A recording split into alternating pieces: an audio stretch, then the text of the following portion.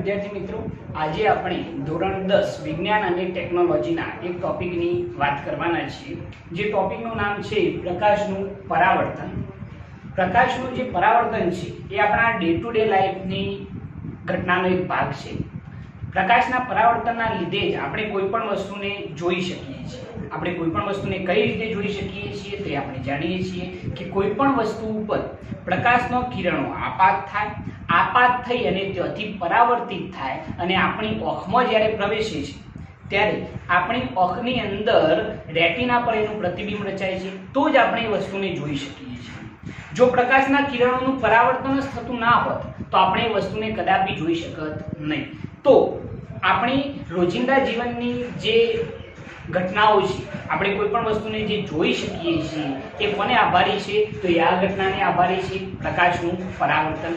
બરોબર છે. તો પ્રકાશનું પરાવર્તન કોને કહે છે એની જો આપણે વ્યાખ્યા લખવી હોય તો એની વ્યાખ્યા શું લખવામાં આવશે એ જરા જોજો. તો કોઈ વસ્તુ પર પ્રકાશ આપાત કરતો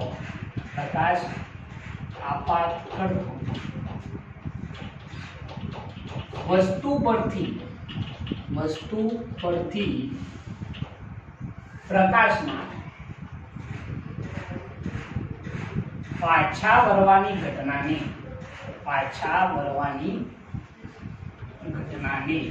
પ્રકાશનું પરાવર્તન કહે છે. વ્યાખ્યા શું લખેલી છે જરા જોજો કે કોઈ વસ્તુ પર પ્રકાશ આપાત કરતો વસ્તુ પરથી પ્રકાશના પાછા વળવાની ઘટનાને શું કહેવાય છે? પ્રકાશનું પરાવર્તન. કોઈ પણ વસ્તુ હોય, બરોબર છે, દાખલા તરીકે આપણી માર્કર છે, તો આ માર્કર ઉપર પ્રકાશનો કિરણો આપાત થાય અને આપાત થયેલ કિરણો આ વસ્તુ પરથી જે પાછા વળે છે એ પાછા વળવાની ઘટનાને પ્રકાશનું શું કહે છે? પરાવર્તન કહે છે. હવે જે પ્રકાશનું પરાવર્તન છે એના મુખ્ય બે પ્રકાર છે. જો એ આપણે કહેવા હોય તો એ પહેલો કયો આવશે? તો નિયમિત પરાવર્તન અને બીજું આવે છે અનિયમિત પરાવર્તન.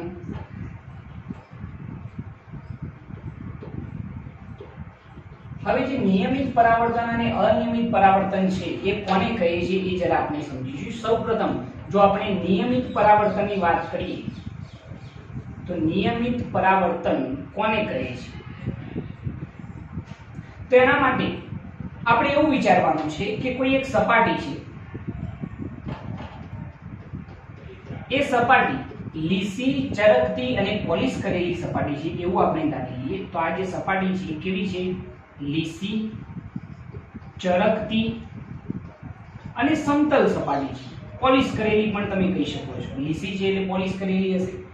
તો કોઈ એક સપાટી છે જે કેવી છે? લીસી, ચરકતી અને સમતલ સપાટી છે. આવી સપાટી પર કોઈ સમાંતર પ્રકાશનું કિરણપુંજ જો આપાત કરવામાં આવે, આ રીતે સમાંતર પ્રકાશનું કિરણપુંજ જો આપાત થશે તો પરાવર્તિત કિરણપુંજ એ ચોક્કસ દિશામાં હશે. કંઈક આ રીતે.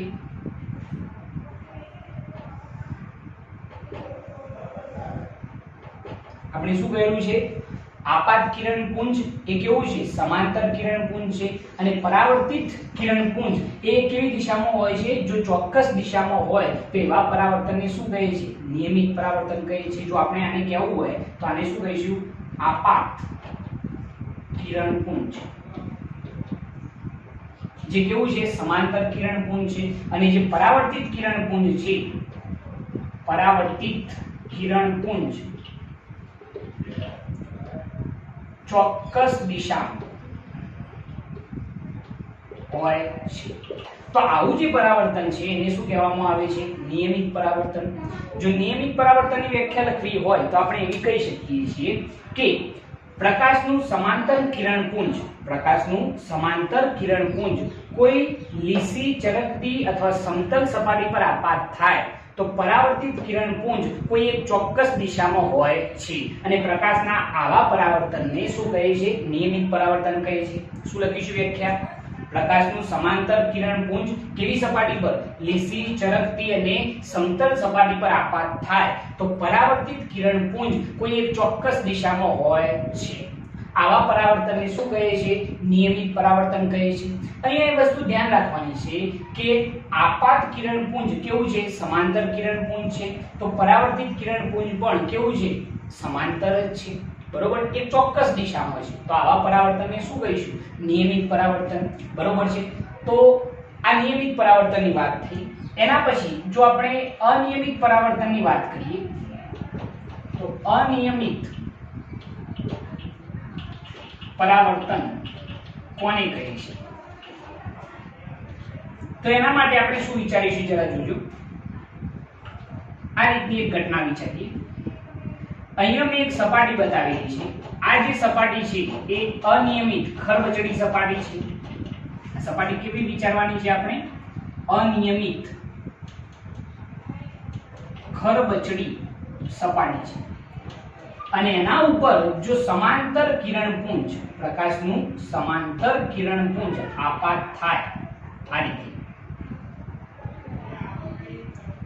તો એ વખતે આ સમાંતર કિરણપુંજ આપાત થયું છે.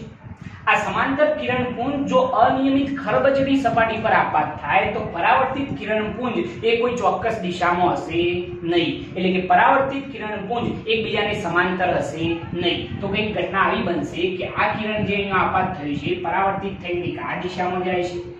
આ જે કિરણ આપાત થઈ એ પરાવર્તિત થઈ અને સપોઝ આપણે વિચારી લઈએ કે આ દિશામાં જાય છે અને આ જે કિરણ આપાત થયું છે પરાવર્તિત થઈ અને કંઈક આ દિશામાં જાય છે.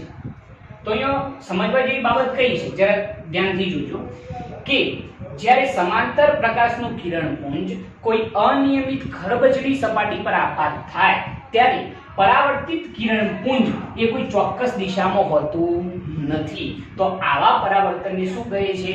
અનિયમિત પરાવર્તન કહે છે. આને આપણે કેવું હોય તો શું કહીશું? પરાવર્તિત કિરણપુંજ. ચોક્કસ દિશામાં હોતું નથી. તો આવા પરાવર્તનને શું કહીશું? અનિયમિત પરાવર્તન. બરોબર છે. તો સૌપ્રથમ આ બે ઘટનાઓ આપણે સમજવી પડશે. કઈ છે? પહેલા તો પ્રકાશનું પરાવર્તન કોને કહેવાય? તો કોઈ વસ્તુ પર પ્રકાશ આપાત કરતો વસ્તુની સપાટી પરથી પ્રકાશના પાછા વળવાની ઘટનાને પ્રકાશનું શું કહે છે? પરાવર્તન કહે છે. એની અંદર મુખ્ય કેટલા પ્રકાર છે? બે પ્રકાર છે.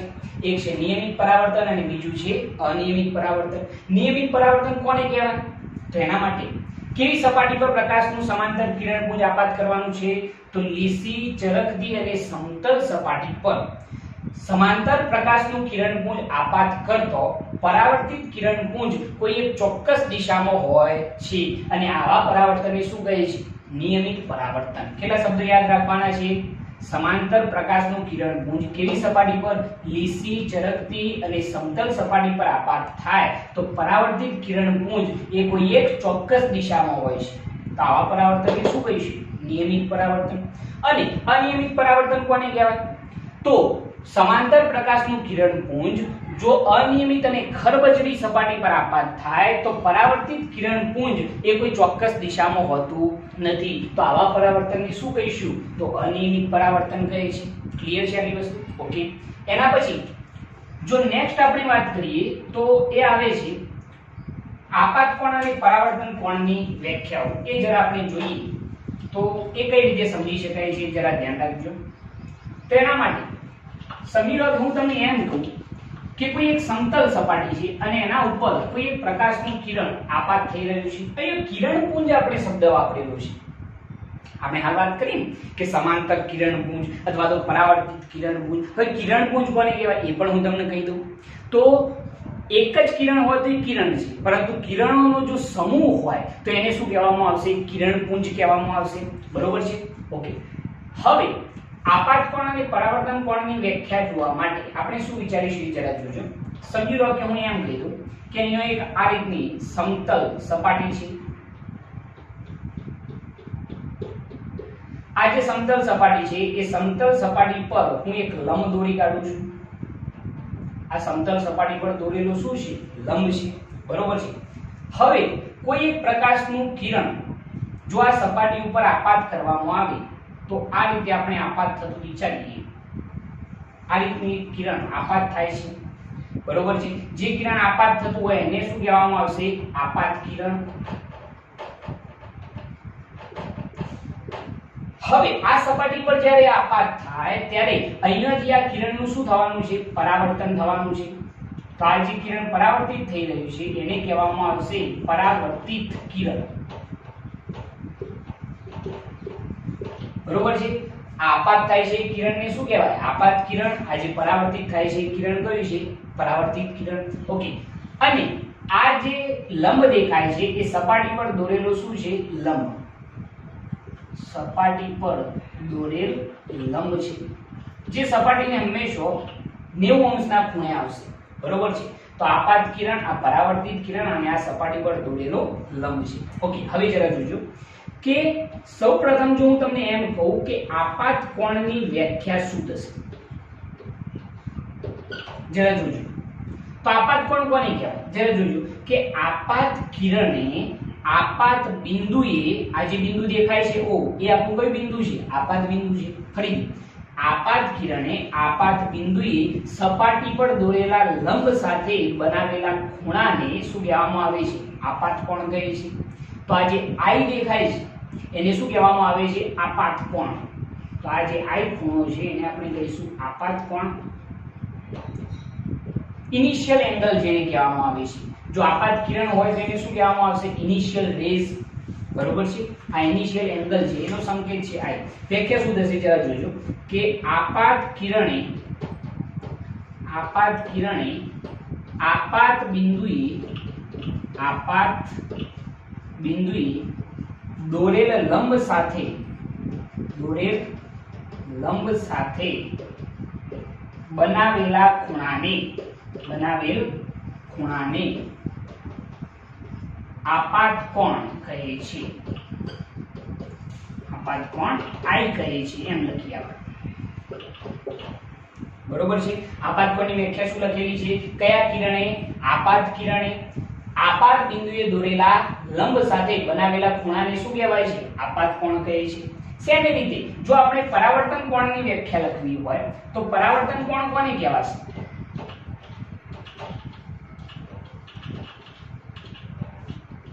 રિફ્લેક્ટિવ એંગલ જેને કહેવામાં આવે છે એ જરા જોજો. તો કયા કિરણે?